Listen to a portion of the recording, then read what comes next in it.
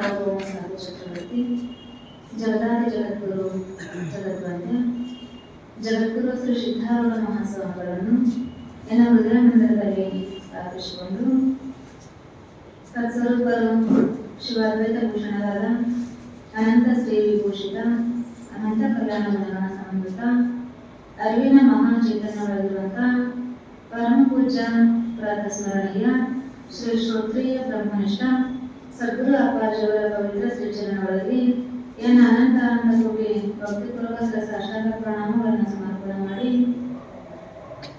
ಸತ್ಸ್ವರೂಪರು ಅಗಣಪರ ಅವತಾರಗಳು ಶಿವಮಾತೆ ಎನ್ನ ಜನ್ಮ ಕಲ್ಯಾಣ ಕರ್ತೃಗಳಾಗಿರ್ತಕ್ಕಂಥ ಭಕ್ತಿ ಜ್ಞಾನ ವೈರಾಗ್ಯ ಮೂರ್ತಿ ಎತ್ತಿಬಂದಂತಿರುವ ವೇದ ವಿದುಷಿ ಬ್ರಹ್ಮವಾದಿನಿ ಪರಮ ಪೂಜ್ಯ ಪ್ರಾತಸ್ಮರಣೀಯ ಶ್ರೀ ಶ್ರೋತ್ರಿಯ ಬ್ರಹ್ಮನಿಷ್ಠ ಸದ್ಗುರು ತಾಯಿಯವರ ಪವಿತ್ರ ಅಡಿದಾವಗಳಲ್ಲಿ ಎನ್ನ ಅನಂತ ಕೋಟಿ ಭಕ್ತಿಪೂರ್ವಕ ಸಾಷ್ಟಾಂಗ ಪ್ರಣಾಮಗಳನ್ನು ಸಮರ್ಪಣೆ ಮಾಡಿ ಕ್ಷೇತ್ರಾಭಿಷೇಕ ದೇವತೆ ಆಗಿರ್ತಕ್ಕಂಥ ಆ ಮಹಾಗುರುವಿನ ಶ್ರೀಚರಣಗಳಲ್ಲಿ ಎನ್ನ ಅನಂತ ಭಕ್ತಿ ಕುಸುಮಗಳನ್ನು ಸಮರ್ಪಿಸಿ ಈ ಕಾರ್ಯಕ್ರಮದಲ್ಲಿ ಭಾಗಿಗಳಾದ ತಮ್ಮೆಲ್ಲರ ಸಹೃದಯಕ್ಕೆ ಸಾಕ್ಷಿಯಾಗಿ ಬರೆದಿರುವಂತ ಆ ಪರಶುರ ಪರಮಾತ್ಮನಿಗೂ ವಂದಿಸಿ ಶಿವಸ್ವರೂಪಗಳ ತಮ್ಮೆಲ್ಲರಿಗೂ ಎನ್ನ ಶರಣ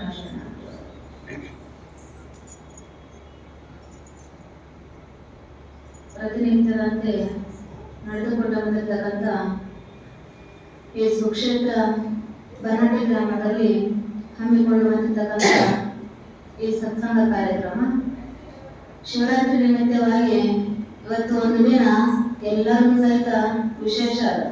ಹೌದಿಲ್ರಿ? ಯಾಕೆ ವಿಶೇಷ ಅದ ಅಂದ್ರ ಎಲ್ಲರೂ ಇವತ್ತು ಉಪವಾಸ ಇದ್ದಂತೂ ವಿಶೇಷ ಅಲ್ಲದು.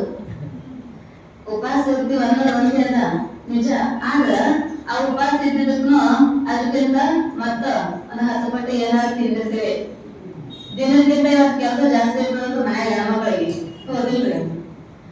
ಅವು ಸಾಬುದಾನ ಮಾಡ್ತಾರಂತ್ರಿ ಮಹಾರಾಷ್ಟ್ರ ಕಡೆ. ಅವು ಬರೀ ಉಪವಾಸ ಇದ್ದಿದ್ದಿನ ತಿನ್ನವಂತ್ರ ಅವು ಎಷ್ಟು ಐಟಮ್ ಮುಸ್ರಿ 50 ಐಟಮ್ ಇದಾವಂತ್ರ ಅವು ಬರೀ ಉಪವಾಸ ಇಡೋದಷ್ಟೇ ತಿಂದ್ರಿ ಅವನ್ನ. ಅಂದ್ರೆ ಏಕಾದಶಿ ದಿನ ಶಿವರಾತ್ರಿ ದಿನ ಆ ಕಡೆ ಜನ ಏಕಾದಶಿ ಮಾಡಕ್ ಬರಲ್ಲ. ಹಂಗಾಗಿ ಯಾವಾಗ ಉಪವಾಸ ಇರ್ತಾರ ಅವಾಗ ತಿನ್ನುವಂತ್ರ ಅವು ಬರೀ ಸಾಬುದಾನ ಮಾಡ್ತಾರಂತ. ಹಪ್ಪಳ ಮಾಡ್ತಾರ, ಶಂಡಿನೂ ಮಾಡ್ತಾರ, ದೋಸೆನೂ ಮಾಡ್ತಾರ, ಉಪ್ಪಿಟ್ಟು ಮಾಡ್ತಾರ, ಸುಸ್ಲಾನು ಮಾಡ್ತಾರ. ನನಗೆ ಬರೀ ಇಟ್ಟೆ ಹೇಳ್ತಿದ್ರಿ ಓಟ್ ಅವನೇ ಆಗ್ಬಿಟ್ಟು ಪ್ರವಚನ ಆಗಲಿಲ್ಲ.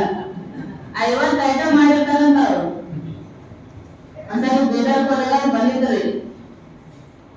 ಏನೇನ್ ಮಾಡ್ತಾರ ಅವಾಗ ಒಳಗ್ರು ಅದ್ರೊಳಗ ಸಾಬುದಾನಿ ಒಳಗನೆ ಅದಾವ್ರಿ 50 ಐಟಮ್ ಅದ ಮಾಡೋ ಅಂತಂದವ್ರು. ಬಾಳ ಚಲೋ ಆಗಿ ಬಿಡವಲ್ಲ ನೆನಪೆಲ್ಲ ಮಾಡೋದ್ ಕಡೆಗೆ ತಿನ್ನೋದ್ ಕಡೆಗೆ ಅವತ್ತಾದ್ರೂ ಬೆಳಿಲ್ಲಲ್ಲ ಅದು. ಹೌದಿಲ್ಲ? ಅದಕ್ಕೆ ಅಂತಾರವ್ರು ದಿನ ಒಂದ್ ರೊಟ್ಟಿ ಮಾಡ್ಕೊಂಡು ತಿನ್ನ ಚಲೋ ಅದು. ಉಪವಾಸ ಇರೋದ್ರಿಂದ ಸಮಾನ. ಶಿವರಾತ್ರಿ ಅಂದ್ರೇನೆ ಶಿವನು ಸಾಕ್ಷಾತ್ತಾಗಿ ಪ್ರಕಟನಾಗಿ ಎಲ್ಲಾ ಹೃದಯದೊಳಗ ಆ ಪರಮಾತ್ಮ ಇರೋದಕ್ಕ, ಆ ಪರಮಾತ್ಮನ ಇಟ್ಕೊಳ್ಳೋದಕ್ಕ, ಆ ಪರಮಾತ್ಮನ ಇಟ್ಕೊಂಡು ನಾವು ಸದಾ ಅವನ ಪ್ರಾರ್ಥನೆ, ಅವನ ಸ್ತುತಿ, ಅವನ ಭಜನೆ, ಅವನ ಸ್ಮರಣ ಮಾಡೋದಕ್ಕ ಶಿವರಾತ್ರಿ ಅಂತ ಕರ್ಕೊಂಡು ಬರ್ತಾರ. ಉಪವಾಸ ಅಂದ್ರೆ ಎದಕ್ಕೆ ಕರೀತಾರೆ? ನಿಮ್ಗೆಲ್ಲ ಗೊತ್ತಿರಬೇಕು. ದಿನ ಪ್ರವಚನ ನಡೀತದ, ಪ್ರಶ್ನೆನೇ ಇಲ್ಲ. ಹೌದಿಲ್ಲ? ಉಪವಾಸ ಅಂದ್ರೆ ಹೇಳ್ತಾರ ಅವರು. ಉಪ ಅಂದ್ರೆ ಸಮೀಪ, ವಾಸ ಅಂದ್ರೆ ಇರೋದು.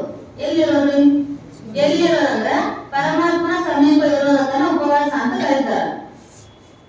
ಆದ್ರ ನಾವು ಉಪವಾಸ ಅದೀವಿ ಎಲ್ಲದರಿ ಹೊಟ್ಟೆ ಮನುಷ್ಯನ ಯಾರು ಬಾಯಾಗ ನೀರ್ ಹಾಕಂಗಿಲ್ಲ ಹಂಗಿರ್ತಾರಂತ. ಉಪವಾಸ ಅಂದ್ರೆ ಅಂದ ಮಾತ್ರ ಚಾ ಪಾನಿ ಅದೆಲ್ಲ ಬಿಟ್ಟು ಏನ್ ಸಾಕದರಿ ಅಲ್ಲಾಗ ಒಂದು ಕಡ್ಡಿನ ಹಾಕೋಬಾರಂತ ಅದಕ್ಕೆ ಉಪವಾಸ ಅಂತ ನೋಡಂತ ಕೆಲವು ಮಂದಿ ಅಂತಾರ. ಇದು ಯಾವುದಲ್ಲ. ಶಾಸ್ತ್ರಗಳು ಆ ಉಪವಾಸಕ್ಕೆ ಒಂದು ಅರ್ಥವನ್ನ ಮಾಡ್ತಾವು. ಉಪ ಅಂದ್ರೆ ಸಮೀಪ, ವಾಸ ಅಂದ್ರೆ ಇರೋದು. ಪರಮಾತ್ಮ ಸಮೀಪ ಇರುವಂತದಕ್ಕ ಉಪವಾಸ ಅಂತ ಕರೀತಾರ.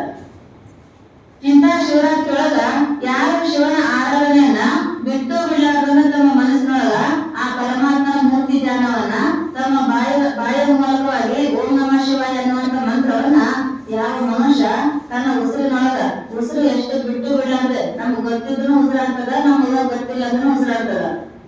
ಅದರಿಂದ ಆ ಉಸಿರಿನ ಜೊತೆಗೆ ನಮ್ಮ ನಾಮಸ್ಮರಣೆ ನಡೀತಿರ್ಬೇಕಂತ. ಆ ನಮಗ ಏನೇನೋ ವಿಚಾರಗಳು ಬರ್ತಾವಲ್ಲ, ನಮಗ ಗೊತ್ತಿದ್ರು ವಿಚಾರಗಳು ಬರ್ತಾವ. ನಮ್ಗೆ ಗೊತ್ತಿಲ್ಲ ಅಂದ್ರೂ ನಮ್ಮ ಮನಸ್ಸು ನಮ್ಮ ಆ ಜಾಗಕ್ಕೆ ಕರ್ಕೊಂಡೋಗಿ ಅದನ್ನ ನೆನಪು ಮಾಡೋ ಮಾಡ್ತದಲ್ಲ, ಅದ್ರಂಗ ಗೊತ್ತಿದ್ದನು ಆ ಪರಮಾತ್ಮನ ಶಿವನ ಧ್ಯಾನ, ಆ ಶಿವನ ಮೂರ್ತಿಯ ಸ್ಥಿತಿ ಎಲ್ಲಿ ಬರ್ಬೇಕಂದ್ರ ನಮ್ಮ ಮನುಷ್ಯರೊಳಗೆ ಬಂದು ನಿಂದಿರ್ಬೇಕಂತ.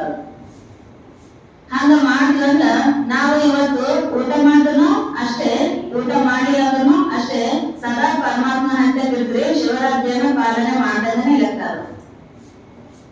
ಆದ್ರ ನಾವೆಲ್ಲರಂತಿ ಏನಂತ ಇಲ್ರಿ ಉಪವಾಸ ಇದ್ರನೆ, ಅವತ್ತು ಉಪವಾಸ ಇರೋಂತಾರೆ ಯಾಕೆ ಮಾಡ್ಯಾರಂದ್ರ ನೋಡಪ್ಪ, ಬೆಳಿಗ್ಗೆ ಎದ್ದುಕೊಳ್ಳಿ ಹೆಣ್ಮಕ್ಳು ಏನ್ ಮಾಡ್ತಾರ, ನಾಷ್ಟದ ಚಿಂತೆ ಮಾಡ್ತಾರ, ನಾಷ್ಟ ಮುಗಿಯತನ ಏನೋ ಅವ್ರ ತಾಟ್ನಾಗಿಂದ ಮುದ್ರಲ್ಲಿ ಊಟ ಮಾಡ್ತಿರ್ತಾರ, ಮಧ್ಯಾಹ್ನ ಏನ್ ಮಾಡ್ಬೇಕು ಅಂತ ಚಿಂತೆ ಮಾಡ್ತಾರ.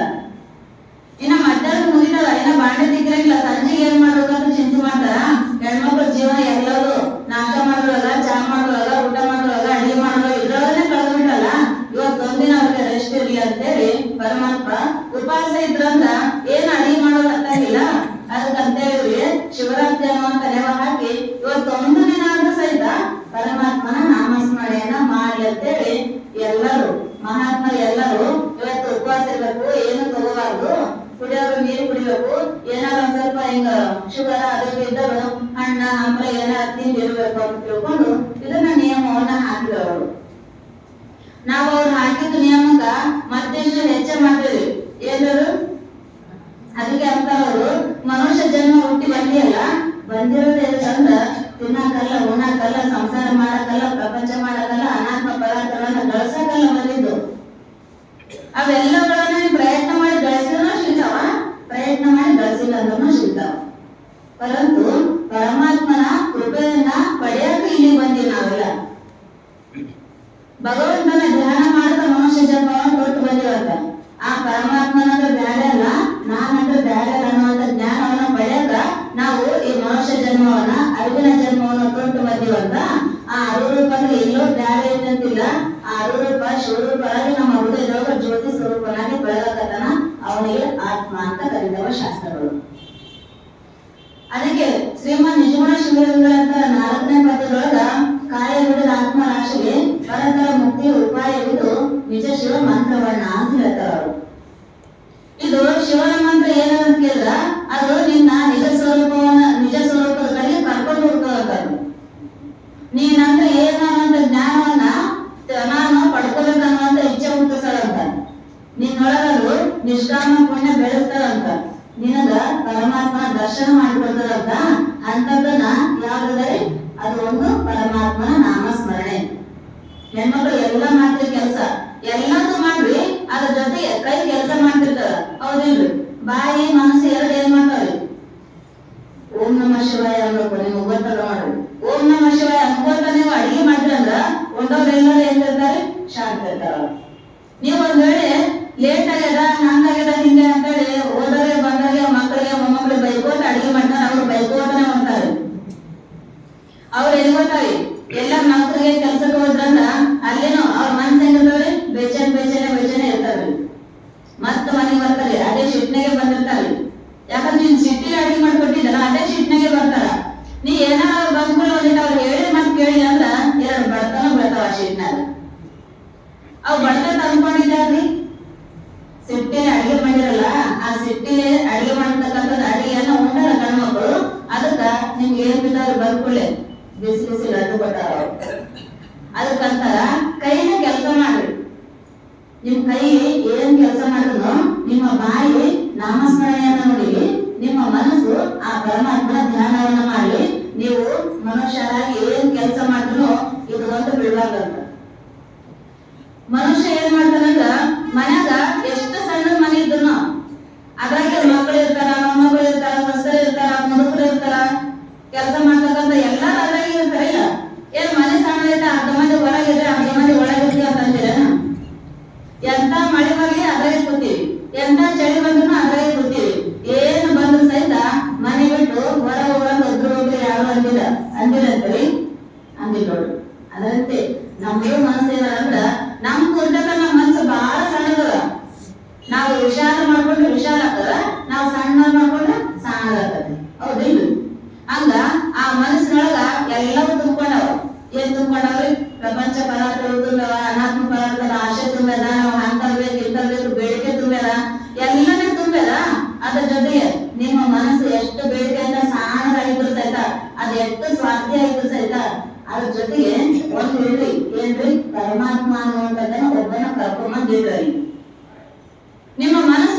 ಸಣ್ಣದಿದ್ರು ಕೂಡ ಅದೇನ್ ಮಾಡ್ತದೆ, ಅದು ವಿಶಾಲಾಗಿ ತಾನೇ ಬೆಳೀತದ. ಎಂದು ಬೆಳೀತದ ಅಂದ್ರ ಆ ಪರಮಾತ್ಮನ ನೀವು ಒಯ್ದೇನೋ ನಿನ್ನ ಸಣ್ಣ ಗುಡಿಸಲು ಅನ್ನುವಂತ ಮನೆಯಾಗ ಇಟ್ಟಿಯಲ್ಲ, ಮನ ಅನ್ನುವಂತ ಮನೆಯಾಗ ಇಟ್ಟಿಯಲ್ಲ, ಅದೇ ಮನೆಯನ್ನ ನೀನು ಅಲ್ಲಿ ಸ್ಥಾಪನೆ ಮಾಡಿರ್ತಕ್ಕಂಥ ನಿನ್ನ ಪರಮಾತ್ಮ ಆ ಮನಸ್ಸನ್ನ ವಿಶಾಲ ಮಾಡ್ತಾನ. ಅಲ್ಲಿರ್ತಕ್ಕಂಥ ಪರಮಾತ್ಮ ನಿನ್ನ ಮನಸ್ಸನ್ನ ಉದಾರ ಭಾವನೆಯಿಂದ ನಿನ್ನ ದೃಷ್ಟಿಯನ್ನ ಬೆಳೆಸ್ತಾ ಇರ್ತಾವ ಪರಮಾತ್ಮ. ಅಲ್ಲಿ ಸ್ಥಾಪನೆ ಮಾಡಿರ್ತಕ್ಕಂಥ ಆ ಪರಮಾತ್ಮ ನಿನಗ ಪ್ರಪಂಚದೊಳಗ ಏನೇ ಬರಲಿ ಏನೇ ಬೆಳಿ ಎಲ್ಲ ದುಃಖ ದುಮ್ಮಾನಗಳಿಂದ ಸಮಸ್ತ ಆ ಅನಾತ್ಮ ವಿಚಾರದಿಂದ ದೂರ ಮಾಡ್ತಾನಂತ ಪರಮಾತ್ಮ. ಅಂತ ಪರಮಾತ್ಮನ ಒಳ ಇಟ್ಟುವರಿ ಅಂತಾರ. ಎಲ್ಲಾರು ಶರೀರ, ಕಾಯ ಅಂದ್ರೆ ಶರೀರ, ಅದು ಯಾರ ದೊಡ್ಡ ಬಂದಿಲ್ಲ, ಎಲ್ಲರೂ ದೊಡ್ಡ ಬಂದ್ಲಿ. ಅವ್ರು ಸಣ್ಣವ್ರಂತಿಲ್ಲ, ದೊಡ್ಡವ್ರಂತಿಲ್ಲ, ಮುದುಕರಂತಿಲ್ಲ, ಹಳೆದವ್ರಂತಿಲ್ಲ, ಯಾರಕ್ಕೆ ಇರೋಲ್ಲ. ಒಟ್ಟ ಮನುಷ್ಯ ಜನ್ಮ ಯಾರು ಬಂದದ ಅದು ಎಲ್ಲಾದ್ರೂ ಸಹಿತ ದಡ್ಡದನಂದ್ರೂ ಅವನು ಮನುಷ್ಯ ಜನ್ಮನೇ ಅದ. ಅವನಿಗೂ ಅರಿವದ, ಅವನಿಗೂ ಒಳ್ಳೇದು ಕೆಟ್ಟದ್ದು ಗೊತ್ತಾಗ್ತದ, ಬೈದಿದ್ದು ಗೊತ್ತಾಗ್ತದ, ಸ್ತುತಿ ಮಾಡಿದ್ದು ಗೊತ್ತಾಗ್ತದ, ಒಳ್ಳೆಯವನಾದ ಅಂದಿದ್ದು ಗೊತ್ತಾಗ್ತದ. ಅಂದ ಬಳಿಕ ಇದು ನಮ್ಮದು ಅರಿವಿನ ಜನ್ಮ. ಯಾವಾಗ ಮನುಷ್ಯನಿಗೆ ಒಳ್ಳೇದು ಕೆಟ್ಟದೊಂದು ಗೊತ್ತದ ಅಂದ್ರ ಆ ಮನುಷ್ಯನಿಗೆ ನಿಯಮ ಹಾಕೊಳಕೊಂಡ್ ಬರ್ತದ. ಯಾವಾಗ ಮನುಷ್ಯನಿಗೆ ಸುಖ ದುಃಖಗಳ ಜ್ಞಾನ ಆಗಿದೆ ಅಂದ್ರ ಆ ಮನುಷ್ಯ ಪರಮಾತ್ಮ ಜ್ಞಾನ ಪಡೆಯತ್ನ ಬರ್ತದ. ಯಾವಾಗ ಮನುಷ್ಯನಿಗೆ ಇದನ್ನ ಸ್ವೀಕಾರ ಮಾಡಿದಂದ್ರ ನನಗ್ ಚಲೋ ಆಗ್ತದ, ಇದನ್ನ ಸ್ವೀಕಾರ ಮಾಡಿದಂದ್ರ ನನಗ ಚಲೋ ಆಗಂಗಿಲ್ಲ ಅಂತ ಗೊತ್ತದ. ಹೌದಿಲ್ರಿ? ಮನುಷ್ಯ ಭಕ್ತಿ ಮತ್ತು ಜ್ಞಾನ ಮತ್ತು ವೈರಾಗ್ಯ ಇವು ಮೂರುಗಳನ್ನ ತಗೊಂಡು ಬಂದಾನಂತವ. ಅವ ತಗೊಂಡು ಬಂದಾನ ಅಂತ ತಿಳ್ಕೊಂಡನೆ ಎಲ್ಲವನ್ನೂ ಸಹಿತ ಉಪದೇಶ ಮಾಡ್ತಾವ. ಏನಂತ? ಏನೋ ನಾಮಸ್ಮರಣ ಮಾಡಕ್ಕಾಗಿಲ್ಲ ಅಂದ್ರು ನೀ ಏನ್ ಮಾಡಪ್ಪ, ಸುಮ್ನೆ ಹೋಗ್ತಮ್ಮ ಬರ್ತಮ್ಮ ಶಿವ ಶಿವ ಅಂತ ಅನ್ನೋದರ ಕಲಿ ಅಂತಾರ ಅವ್ರು. ನಮ್ ಕೈಲಿ ದೊಡ್ಡ ದೊಡ್ಡ ಸಾಧನೆ ಮಾಡಕ್ಕಾಗಿಲ್ಲ, ನಮ್ ಮಠಕ್ಕೆ ಹೋಗಕ್ಕಾಗಿಲ್ಲ, ಗುಡಿಗೆ ಹೋಗಕ್ಕಾಗಿಲ್ಲ, ನಾವ್ ಮಹಾತ್ಮರಂತ ಕೂತ್ಕೊಂಡು ಉಪದೇಶ ಕೇಳೋಷ್ಟು ಟೈಮ್ ನಮ್ಗಿಲ್ಲ ಅಂದ್ರ ಅದೆಲ್ಲವೂ ಇಲ್ಲ ಅಂದ್ರೂ ಇದೊಂದು ಸಾಂದ್ರತೆ ಕೆಲಸ ಅದು. ಹೌದಿಲ್ರಿ? ನಿಮ್ ಮನೆ ಕೆಲಸ ನಡೀತದ, ಅದ್ರ ಜೊತೆಗೆ ಪರಮಾತ್ಮನ ನಾಮಸ್ಮರಣೆನೂ ಆಗ್ತದ. ನಾಮಸ್ಮರಣೆಯ ಶಕ್ತಿ ಅಷ್ಟು ದೊಡ್ಡದಲ್ಲ, ಇಷ್ಟು ಸರಳಲ್ಲ ಅಂತ ಹೇಳಕ್ ಬರಲಿಲ್ಲ. ಅದ್ರ ಶಕ್ತಿ ಪರಮಾತ್ಮ ಎಷ್ಟು ದೊಡ್ಡವರನ ಅದರಷ್ಟು ದೊಡ್ಡದು ನಾಮಸ್ಮರಣೆಯ ಶಕ್ತಿ ಅದ. ಆ ನಾಮಸ್ಮರಣೆಯಿಂದ ಮನುಷ್ಯನಿಗೆ ಇಂಥವ್ರು ಸಿಗ್ತದ, ಇಂಥವ್ರು ಸಿಗಂಗಿಲ್ಲ ಅನ್ನೋಂಥ ಮಾತೇ ಇಲ್ಲ. ಸುಕೃದುಚ್ಚಾರ ಮಾತ್ರನ ಪದಂ ಸಿದ್ಧಿ ಪರವೋ ಭವೇತ್ ಅಂತ ಹೇಳ್ತಾರೆ. ಎಷ್ಟು ಸಿದ್ಧಿಗಳದಾವಲ್ಲ ಅವೆಲ್ಲ ಸಿದ್ಧಿಗಳು ಎದರಿಂದ ಸಿಗ್ತಾವಂದ ನೀನೇನ ನಾಮಸ್ಮರಣೆಯನ್ನ ಮಾಡಿ ಮಾಡಿ ಮಾಡಿ ಮಾಡಿ ಆ ನಾಮಸ್ಮರಣೆಯಿಂದ ಏನು ಪುಣ್ಯ ಸಂಗ್ರಹ ಆಗ್ಯದಲ್ಲ, ಆ ಪುಣ್ಯ ಸಂಗ್ರಹದಿಂದ ಅನಂತ ಸಿದ್ಧಿಗಳು ಪ್ರಾಪ್ತಿ ಆಗ್ತಾವ. ಈಶ್ವರನೊಳಗೆ ಎಷ್ಟು ಸಿದ್ಧಿಗಳು, ಅಷ್ಟಮ ಸಿದ್ಧಿಗಳು ಅದಾವಂತ ಅಂತೀವಲ್ಲ, ಈಶ್ವರನ ಐಶ್ವರ್ಯ ಅಂದ್ರನೇ ಅಷ್ಟಮ ಸಿದ್ಧಿಗಳು. ಅವು ಅಷ್ಟಮ ಸಿದ್ಧಿಗಳು ಯಾವ ಪುರುಷ ಭಕ್ತಿಯಿಂದ ಭಾವನೆಯಿಂದ ಪರಮಾತ್ಮ ಜ್ಞಾನದ ಜೊತೆಗೆ ನಾಮಸ್ಮರಣೆ ಮಾಡ್ಕೊಂಡ ತನ್ನ ಜೀವನವನ್ನ ಆಯುಷ್ಯವನ್ನ ಕಳೀತಾನ ಅಂತ ಮನುಷ್ಯನಿಗೆ ಅವೆಲ್ಲಾ ಸಿದ್ಧಿಗಳು ಪ್ರಾಪ್ತಿ ಆಗ್ತವ. ಅಷ್ಟೇ ಅಲ್ಲ, ಕೊನೆಗೆ ಪರಮಾತ್ಮ ನಿನ್ನ ನಿಜ ಸ್ವರೂಪವನ್ನ ತಿಳಿಸಿ ನಿನ್ನ ಮುಕ್ತಿ ಮಾರ್ಗಕ್ಕೆ ಕರ್ಕೊಂಡು ಹೋಗ್ತಾನ. ಆ ಪರಮಾತ್ಮ ಇರೋದೇ ಎದಕ್ಕಂದ್ರ ಜೀವಾತ್ಮನ ಈ ಮೃತ್ಯುವಿನಿಂದ ತಪ್ಪಿಸಿ ಅಮೃತತ್ವಕ್ಕೆ ಕರ್ಕೊಂಡು ಹೋದ್ರೆ ಪರಮಾತ್ಮ ನಮ್ಮನ್ನ ಇಲ್ಲಿಗೆ ಕಳಿಸೋಣ, ನಮ್ಮ ಸಾಕ್ಷಾತ್ಕಾರ ಆಗೋದನ್ನ ಅದಕ್ಕೆ ಆಗ್ತಾನ. ನಮ್ಮ ಸಲುವಾಗಿ ಗುರು ರೂಪವನ್ನು ತೊಟ್ಟು ಬಂದಿದ್ದು ಅದಕ್ಕೆ ಬಂದನ. ಎಲ್ಲವನ್ನೂ ಸಹಿತ ಪರಮಾತ್ಮ ಏನು ಮಾಡಿದ್ರು ಜೀವಾತ್ಮನ ಸಲುವಾಗಿನೇ ಮಾಡಿದ. ಜೀವಾತ್ಮನ ಬಿಟ್ಟು ಮತ್ತೊಂದು ತನ್ನ ಸಲುವಾಗಿನೇ ಪರಮಾತ್ಮ ಏನು ಮಾಡ್ಕೊಂಡಿಲ್ಲ. ಮಾಡ್ಕೊಂಡನಂತ್ರಿ ಹೊಲ ಭೂಮಿ ತಾಯಿ ಹೊಲದೊಳಗ ಏನ್ ಬೆಳೆ ಕೊಟ್ಟಾಳ, ನಾವೊಂದಿಷ್ಟು ಒಂದ್ ಅರ್ಧ ಕಾಳ ನನಗಿಲ್ಲ ಅಂತ ಹೇಳಕಿ, ನನಗೊಂದ್ ಅರ್ಧ ಕಾಳ ಇಲ್ಲ ನೀ ಹಾಕಿ. ಹೌದಿಲ್ರಿ? ನೀ ಎಷ್ಟು ಒಂದೇ ಪಟ್ಟು ಕೊಟ್ಟಿರಿ, ಒಂದೇ ಸೇರ್ ಬಿಟ್ಟಿರಿ, ಆಕಿ 10 ಚೀಲ ಕೊಟ್ಟಾಳ. ಹೌದಿಲ್ರಿ? ಯಾರು ದೇವತೆಗಳು ಯಾರೇ ಬೆಳೆಯಕರು ಅವ್ರೆಲ್ಲರೂ ಎದುರು ಸಲುವಾಗ ಅಂತ ಹೇಳಿದ್ರೆ ಜೀವಾತ್ಮನ ಒಳಗಿನ ಸಲುವಾಗಿನೇ ಅವ್ರದ್ದು ಏನದಂದ್ರ ಅವತಾರ ಅದ.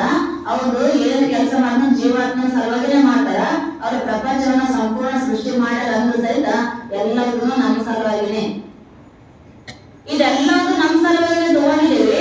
ಪರಂತು ಯಾವ್ದು ಪರಮಾತ್ಮನ ಐಶ್ವರ್ಯವನ್ನು ತಗೊಂಡು, ಪರಮಾತ್ಮನ ಅನ್ನವನ್ನು ತಗೊಂಡು, ಪರಮಾತ್ಮನ ದೇಹ ಕೊಟ್ಟಿರ್ತಕ್ಕಂಥ ಈ ದೇಹವನ್ನು ತಗೊಂಡು ಪರಮಾತ್ಮನ ನೆನ್ಸಂಗಿಲ್ಲಲ್ಲ, ಅದಕ್ಕ ಅಂತ ಮನುಷ್ಯಂದು ಹೆಂಗದರಿ ಅಂತ ಹೇಳಿದ್ರ ಆ ಮೃಗಗಳಿಗಿಂತನೂ ಕನಿಷ್ಠ ಜೀವನ ಅಂತ ನಮ್ದು. ಆ ಮೃಗಗಳಾದ್ರೂ ಇನ್ನೂ ಒಂದ್ ಹೊತ್ತಿಗೆ ಏನಾದ್ರು ಕಷ್ಟವಂತ ಅವಕ್ಕ ನಡೆಯಕ್ಕಾಗಿಲ್ಲ, ಏನಾರು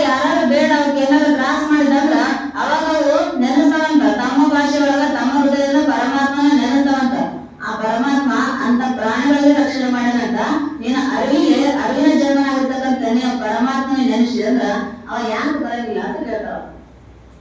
ಬಂದಾರಿಲ್ಲ? ಯಾರ್ಯಾರು ಬಂದಾರಿ? ಎಲ್ಲರೂ ಬಂದಾರ. ಯಾರ್ಯಾರು ರೂಪವನ್ನ ತಮ್ಮ ಮನುಷ್ಯನ ಧಾರಣೆ ಮಾಡಿ ನೆನೆಸ್ಯಾರ ಅವ್ರೆಲ್ಲರಿಗೂ ಸಹಿತ ಜೀವಾತ್ಮನ ರಕ್ಷಣೆ ಮಾಡಕ್ಕೆ ಬಂದಾರ. ಅವರು ದೇವಿ ಅಂತೀವಿ, ಆ ದೇವಿನ ಸಹಿತ ಬಂದಾಳ. ಬಟ್ ಈ ಹೆಣ್ಮಗಳು ಹಿಂಗೆ ಊರ್ ಇದ್ರಂತ್ರಿ ಅವ್ರು ದಿನಾ ಪಾರಾಯಣ ಮಾಡ್ತಿದ್ರು.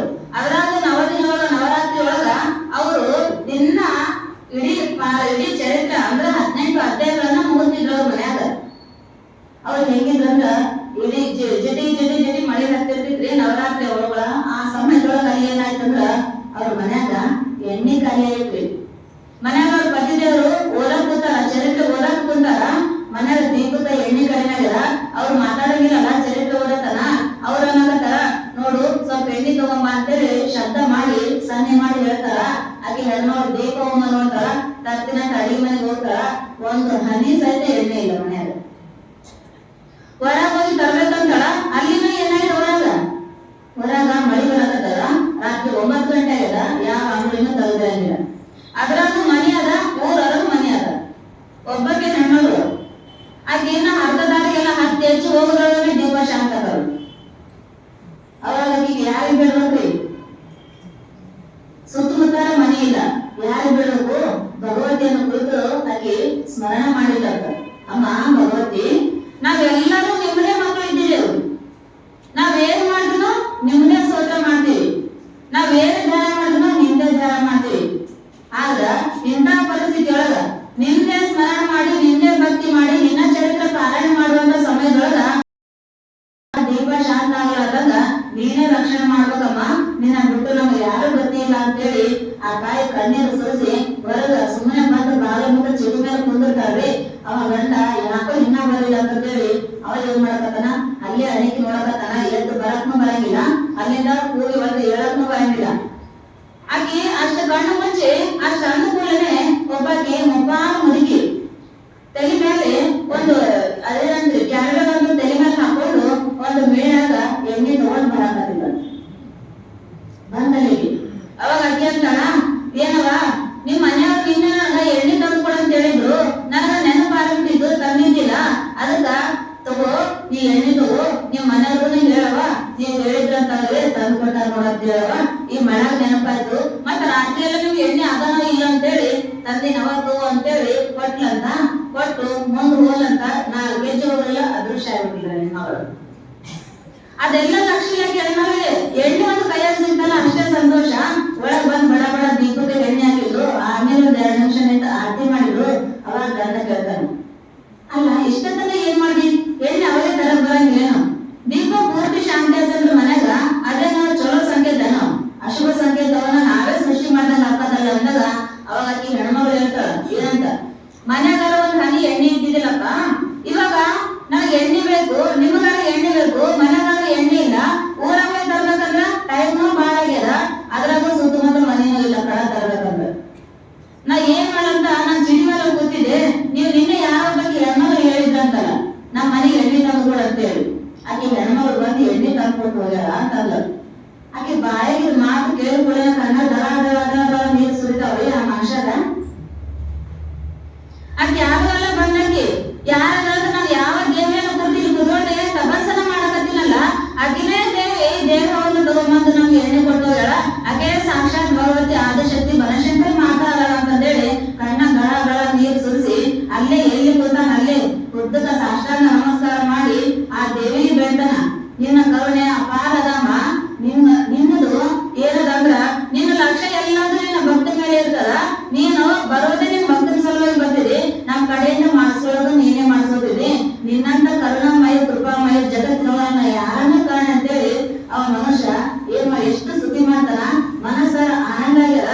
ಆ ತಾಯಿ ಬಂದ್ರಲ್ಲ, ನಾನೊಂದಿಟ್ಟು ದರ್ಶನ ಮಾಡಿಲ್ಲ ಅನ್ನುವಂಥದ್ದು ಒಳಗಿರ್ತಕ್ಕಂಥ ದುಃಖ ಅದು ಎದ್ದೆದ್ದು ತೋರ್ಸಕತ್ತದ. ಬರೀ ಅವರೇ ಬರ್ತಾರೆ ಇವರೇ ಬರ್ತಾರಂತಿಲ್ಲ. ನಾವು ಭಾವನೆಯಿಂದ ಭಕ್ತಿಯಿಂದ ಯಾರನ್ನ ನೆನೆಸ್ತೀವಿ ಅವ್ರು ಬರ್ತಾರೆ. ನೀವೊಂದು ಕಲ್ಲಂತ ಕಲ್ಲಿನ ನೆನಸು, ಇದು ಶಿವ ಅಂತ ನೆನಸು, ಅದು ಯಾವುದೇ ರೂಪ ದೊಡ್ಡು. ಆ ಕಲ್ಲಿನೊಳಗ ಮಣ್ಣಿನೊಳಗ ದೇವರು ಇಲ್ಲ, ದೇವರ ಅದನ್ನೇ ಎಲ್ಲಿ ಭಾವದೊಳಗನೆ ದೇವರ. ಅದಕ್ಕೆ ತಸ್ಮಾತ್ ಭಾವೋಹಿ ಕಾರಣ, ಏನು ಕಾರಣ ಇಲ್ಲ. ನಮ್ಮ ಭಕ್ತಿ ನಮಗ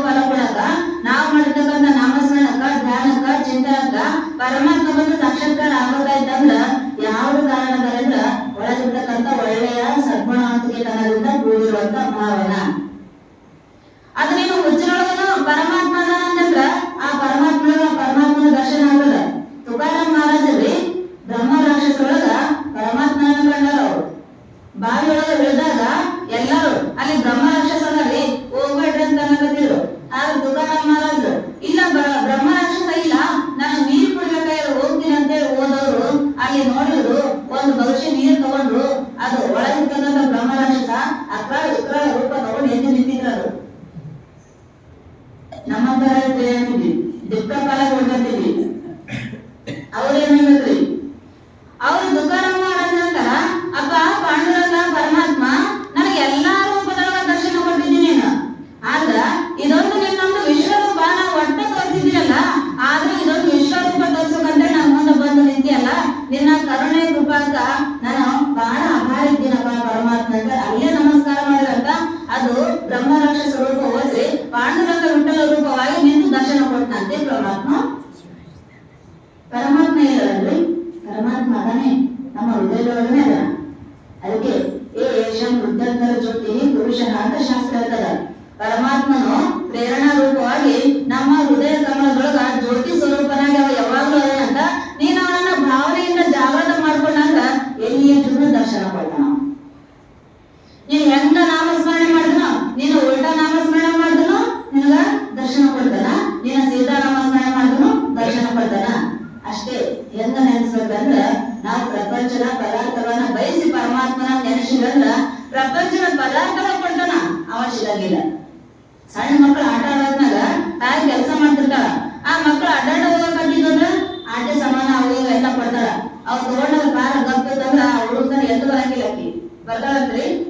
ಆ ಹುಡುಗ ಏನಾರ ಒಂದಿಷ್ಟು ಅಳಬೇಕಾದ್ರೆ ಅಳಬೇಕು, ಇಲ್ಲಾಂದ್ರೆ ಏನಾರ ಒಂದಿಷ್ಟು ಏನ್ ಕೊಟ್ರು ಒಲ್ಲಂತ ಹೊಗೆಕತ್ತಿದಂದ್ರ ಆ ಕೂಸನ ತನ್ನ ಬಗಲ ತಗೊಂಡು ಕೆಲಸ ಮಾಡ್ತಾಳೆ, ತನ್ನ ತೊಡೆ ಮೇಲೆ ಹಾಕೊಂಡು ರೊಟ್ಟಿ ಮಾಡ್ತಾಳೆ. ಒಂದ್ ವೇಳೆ ಇವೆಲ್ಲ ಸಾಮಾನು ಕೊಟ್ಕೊಳ್ಳೇನ ಗಪ್ಪ ಅಂತಂದ್ರ ಆಕೆ ತಾಯಿ ಆಡಕತ್ತ ಬಿಡು, ನನ್ನೇ ಅವಶ್ಯಕತೆ ಇಲ್ಲ ಅಂತ ನಾನು ಕೆಲಸ ನಾನು ತೊಳೆದಿರ್ತಾಳ. ಹೌದಿಲ್ರಿ? ಹಂಗ ಜೀವಾತ್ಮ ಅನ್ನುವಂತ ಈ ಕೂಸಿಗೆ ಪರಮಾತ್ಮ ಆಟ ಸಾಮಾನು ಅಂತ ಪ್ರಪಂಚದ ಪದಾರ್ಥಗಳನ್ನು ಕೊಟ್ಟು ಬಿಟ್ಟಾನ. ಅವೆಲ್ಲ ಪದಾರ್ಥಗಳನ್ನು ತಗೊಂಡ್ ಮನುಷ್ಯ ಏನಾಗಿರತ್ತಿಲ್ಲ, ಪರಮಾತ್ಮ ಅನ್ನುವಂತ ನೆನಪುನೂ ಇಲ್ಲ, ಪರಮಾತ್ಮನಿಂದ ನಾವು ಬದುಕಿವಿ ಅನ್ನುವಂತ ಸ್ಮೃತಿನೂ ಇಲ್ಲ, ನಾವು ಇದು ಜೀವನವನ್ನ ಯಾಕೆ ತಗೊಂಡ್ಬಂದಿವಿ ಅನ್ನುವಂತ ಪ್ರಜ್ಞೆನೂ ಇಲ್ಲ. ಅದಕ್ಕಂತ ತಿಳ್ಕೊಂಡೆ ಮಹಾತ್ಮ ಅಂತಾರ, ಈ ಕೂಸಿಗೆ ಜೀವಾತ್ಮ ಅನ್ನುವಂತ ಈ ಕೂಸಿಗೆ ಪರಮಾತ್ಮ ಅನ್ನುವಂತ ತಾಯಿ ಸಿಗ್ಬೇಕಾಯ್ತಂದ್ರ ಎಲ್ಲಾ ಪ್ರಪಂಚದ ಪದಾರ್ಥಗಳನ್ನ ಅವನ್ನ ನೆನೆಸ್ಬೇಡ, ಅವನ ಸಂಗ್ರಹ ಮಾಡ್ಬೇಕು ಅಂತ ಪ್ರಯತ್ನ ಮಾಡಬೇಡ. ಅವನೇನ್ ಸಂಗ್ರಹ ಮಾಡಿದ್ರು ಸಿಗ್ತಾವ, ಸಂಗ್ರಹ ಮಾಡಿಲ್ಲ ಅಂದ್ರೂ ಸಿಗ್ತಾವ. ಬಹಳ ದುರ್ಲಭವಾಗಿ ನಾವು ಬಳಸುವಂತದ್ದು ಯಾವ್ದು ಕೇಳಿದ್ರ ನಮ್ಗೆ ಯಾವ್ದು ಅತಿ ಕಷ್ಟಕರವಾಗಿ ಕಾಣಕತ್ತದ, ಯಾವ್ದನ್ನ ಗಳಿಸಿದ್ರೆ ಮುಂದೆ ನಮ್ಗ ದುಃಖದ ಲೇಷನೇ ಸಿಗಂಗಿಲ್ಲ, ಅಂತದ್ದು ಒಂದೇ ಒಂದರ ಅವನೇ ಒಬ್ಬ ಪರಮಾತ್ಮ. ಅವನನ್ನ ನೆನೆಸಿದಿ, ಅವನನ್ನ ಸ್ಮರಣೆ ಮಾಡಿದಿ, ಅವನನ್ನ ನಿನ್ನ ಹೃದಯದಲ್ಲಿ ಇಟ್ಕೊಂಡು ಧ್ಯಾನ ಚಿಂತನೆಗಳನ್ನ ಮಾಡಕತ್ತಿದ್ರಂದ್ರ ಆ ಮನುಷ್ಯನಿಗೆ ಪರಮಾತ್ಮ ಏನ್ ಮಾಡ್ತಾನ್ರಿ, ಜನ್ಮಾಂತರದಿಂದ ಬಂದಿರ್ತಕ್ಕಂಥ ದುಃಖವನ್ನ ಕಳಿತಾನ, ಪ್ರಪಂಚದೊಳಗ ಕೀರ್ತಿಯನ್ನ ತಂದ್ಕೊಳ್ತಾನ. ಅದ್ರ ಜೊತೆಗೆ ಪರಮಾತ್ಮ ನೀನು ಪರಮಾತ್ಮ ಬೇರೆ ಅಲ್ಲ ಅನ್ನುವಂತ ಅದ್ವೈತ ಜ್ಞಾನವನ್ನು ಸಹಿತ ಪರಮಾತ್ಮ ನಮಗೆ ಕೊಡ್ತಾನೆ. ಅದಕ್ಕೆ ಇವೆಲ್ಲ ಶಿವರಾತ್ರಿ, ನವರಾತ್ರಿ, ಅವರಾತ್ರಿ ಎಲ್ಲ ಯಾಕೆ ಮಾಡ್ತಾರಿ? ದಿನಾ ರಾತ್ರಿಗಳು ಆಗಿ ಹೋಗ್ಯಾವ, ಹೌದಿಲ್ರಿ? ಎಲ್ಲಾರು ದಿನ ರಾತ್ರಿ ಮಕ್ಕೊಂಡಿರಿ, ನಿಮ್ಗೆ ರಾತ್ರಿ ಆಗ್ಯಾವ. ಆದ್ರೆ ಇದಕ್ಕೆ ಯಾಕೆ ಶಿವರಾತ್ರಿ ಅನ್ಬೇಕು? ಇವತ್ತಿನ ದಿನ ವಿಶೇಷವಾಗಿ ಪರಮಾತ್ಮನ ನೆನಸ್ರಿ ಅಂತ ತಿಳ್ಕೊಂಡು ಅವ್ರು ಇದಕ್ಕ ಶಿವರಾತ್ರಿ ಅಂತ ಹೇಳ್ಬಿಟ್ರು. ಅವರು ಶಿವನಿಗೆ ಹೆಸರಿಟ್ಕೊಂಡು ಇದಕ್ಕೆ ರಾತ್ರಿ ಅಂತ ಹೆಸರಿಟ್ಕೊಂಡ್ರ ಇವತ್ತು ಒಂದು ದಿನ ಪ್ರಪಂಚದ ಪದಾರ್ಥಗಳು, ಪ್ರಪಂಚದ ವ್ಯವಹಾರಗಳನ್ನ ಮರೆತು ಮನುಷ್ಯ ಪರಮಾತ್ಮಗಳಿಗೆ ಒಂದೇ ಮುಖ ಮಾಡ್ತಾನ ಅಂತ ಇದನ್ನ ಮಾಡಿದ್ರು. ಅದಕ್ಕೆ ಒಂದ್ಸಾರಿ ಏನಾಗಿತ್ತಂದ್ರ ಹಂಗಾಗಿ ಯಾವುದೇ ಕಾಲದೊಳಗ ಮನುಷ್ಯನಿಗೆ ಯಾವುದೇ ಹಬ್ಬಗಳು ಬರ್ತಿದ್ವಂದ್ರ, ಯಾವುದೇ ಪರಮಾತ್ಮದ ಜಾತ್ರೋತ್ಸವ ಬರ್ತಿತ್ತಂದ್ರ, ಏನೇ ನಿಮ್ಮ ಊರೊಳಗ ಕಾರ್ಯಕ್ರಮ ಬರ್ತಿತ್ತಂದ್ರ ಅದನ್ನ ಏನಂತ ತಿಳ್ಕೊಳ್ಳಿ ಅಂದ್ರ ನಮಗ ಅದ್ವೈತ ಜ್ಞಾನಕ್ಕ ಬಂದಿರ್ತಕ್ಕಂಥ ಅದ್ವೈತದ ಸೇವೆಗೆ ಸಾಧನ ಅಂತ ತಿಳ್ಕೊಂಡ್ರೆ ಮನುಷ್ಯ ಏನಾಗ್ತಂದ್ರೆ ಅದ್ರೊಳಗ ಪ್ರೇಮದಿಂದ ಸಂತೋಷದಿಂದ ಪ್ರವೃತ್ತಿ ಆದಂದ್ರ ಅದುವೇ ನಿನ್ನ ಪ್ರೇಮದಿಂದ ಸಂತೋಷದಿಂದ ಏನ ಸೇವಾ ಮಾಡ್ತಿರಲ್ಲ ಅದು ಸೇವನೆ. ಪರಮಾತ್ಮನನ್ನು ತಂದುಕೊಟ್ಟಲ್ಲ ಅದು ಸೇವಾ, ಗುರುನಾಥನ ಕರುಣನ ಪಡಿಸ್ತಲ್ಲ ಅದೇ ಸೇವಾ. ನಿನ್ನ ಮನಸ್ಸಿಗೆ ನೆಮ್ಮದಿಯನ್ನ ಶಾಂತಿಯನ್ನ ತಂದುಕೊಟ್ಟದ ಅದು ಸೇವದಿಂದ ಅಮರತ್ವವನ್ನ ಒಂದಾಗ ಬರ್ತದ ಅಂತ ತಿಳ್ಕೊಂಡು ಯಾವ ಮನುಷ್ಯನಾಗಿ ಹುಟ್ಟಿ ಬಂದನ, ಶರೀರವನ್ನು ಕೊಟ್ಟು ಬಂದನ. ಭೌತಿಕ ಶರೀರ ನಿಜವಾಗಿರಂಗಿಲ್ಲ, ಅದು ಯಾವಾಗೂ ಸ್ಥಿರವಾಗಿಯೂ ಇರಂಗಿಲ್ಲ, ಅದು ವಿಕಾರ ಹೊಂದ್ಕೋತ ಹೋಗ್ತದ. ಪರಂತು ಅಧಿಕಾರತ್ವವನ್ನು ತಂದು ಕೊಡ್ತದ. ಆ ಶರೀರದೊಳಗಿದ್ದಾಗ ಪರಮಾತ್ಮನ ಸಾಧನೆಯನ್ನ ಗುರುವಿನ ಸೇವೆಯನ್ನ ಮಾಡಿ ಅಂತ. ಅದಕ್ಕೆ ಮಹಾತ್ಮರಂತರ ಪ್ರತಿಯೊಬ್ಬ ಜೀವಿನ ಸಹಿತ ಶರೀರವನ್ನು ಕೊಟ್ಟು ಬಂದರ. ಪ್ರತಿಯೊಬ್ಬ ಜೀವಿಯೊಳಗ ಅಂತಃಕರಣದೊಳಗ ಎಲ್ಲರಿಗೂ ಪರಮಾತ್ಮ ಭಕ್ತಿ ಜ್ಞಾನ ವೈರಾಗ್ಯ ಅನ್ನುವಂತ ಸಾಧನೆಗಳನ್ನು ಕೊಟ್ಟು ಕಳಿಸ್ಯಾರ. ಅಷ್ಟೇ ಈ ಐಶ್ವರ್ಯವನ್ನ ಯಾರು ಸದುಪಯೋಗ ಮಾಡ್ಕೋತಾರ ಅಂತವ್ರಿಗೆ ಪರಮಾತ್ಮ ಸಿಕ್ಕನ ಪ್ರಶ್ನೆ ಇಲ್ಲ. ನಾನು ಹತ್ರ ಇದ್ದದ ಐಶ್ವರ್ಯ ಅದಂತ ಯಾವ ಮನುಷ್ಯನಿಗೆ ಗೊತ್ತಿರಂಗಿಲ್ಲ. ಅಂತವ್ರು ಪ್ರಪಂಚದೊಳಗೆ ಎಷ್ಟು ಬಡದಾದ್ರು ಎಷ್ಟು ಅನಾತ್ಮ ಪದಾರ್ಥನ ಸಂಗ್ರಹ ಮಾಡಿದ್ರು ಸಹಿತ ಆ ಮನುಷ್ಯನಿಗೆ ಪರಮಾತ್ಮ ಸಿಗಂಗಿಲ್ಲ.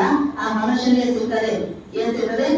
ಮೃತ್ಯು ಭವತಿ. ಯಾವ ಮನುಷ್ಯ ಮೃತ್ಯುವಿನಿಂದ ಮೃತ್ಯು ಹೋಗ್ತಾನಂದ್ರ ಯಾವ ಮನುಷ್ಯನೊಳಗ ಪರಮಾತ್ಮನ ಕೊಟ್ಟಿರ್ತಕ್ಕಂಥ ಐಶ್ವರ್ಯಕ್ಕೆ ಅವನಿಗೆ ನೆನಪಿಲ್ಲ. ಅದಾವಂತ ಯಾರಿಗೆ ಗೊತ್ತಿಲ್ಲ. ಇದ್ರೂ ಸಹಿತ ಗೊತ್ತಿದ್ರು ಸಹಿತ ಉಪಯೋಗ ಮಾಡ್ಕೊಳ್ಳುವಂತ ಬುದ್ಧಿ ಆಗಿಲ್ಲ. ಅಂತ ಮನುಷ್ಯ ಎಲ್ಲರೊಳಗೂ ಪರಮಾತ್ಮನ ಕಾಣಂಗಿಲ್ಲ, ಎಲ್ಲರೊಳಗೂ ಭೇದ ಬುದ್ಧಿಯನ್ನೇ ಕಾಣ್ತಾರಂತ. ಅಂತ ಮನುಷ್ಯ ಮೃತ್ಯುವಿನಿಂದ ಮೃತ್ಯುವಿಗೆ ಹೊಂದ್ತಾನಂತ. ಅಂದ್ರೆ ಜನ್ಮ ಮರಣ ಅನ್ನುವಂತ ಈ ರೋಗಬಂಧನಗಳು ಸಿಕ್ಕೊಂಡು ಭವಸಾಗರದಾಗನೇ ಮುಳುಗಿ ಹೇಳ್ತಾನ. ದಡಿಯನ್ನ ಸೇರಬೇಕಂತೇಳಿ ಅವನಿಗೆ ಪ್ರಜ್ಞೆನೇ ಬರಂಗಿಲ್ಲ ಅಂತ ತಿಳ್ಕೊಂಡು ಶ್ರೀಮನ್ ನಿಜವಾದ ಶ್ರೀಗಳು ಏನೋ ಬಂದಾಗ ಅರ್ಜುನ ಜನ್ಮ ಇದು ಒಳ್ಳಿ ಬರಂಗಿಲ್ಲ. ಬಂದಾಗನೇ ಏನ್ ಮಾಡ್ರಿ?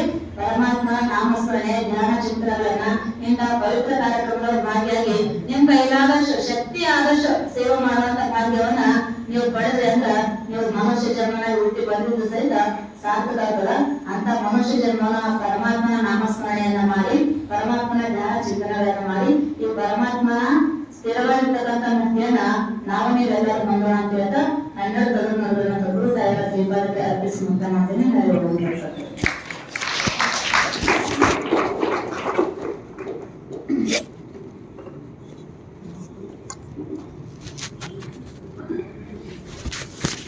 पूछे तो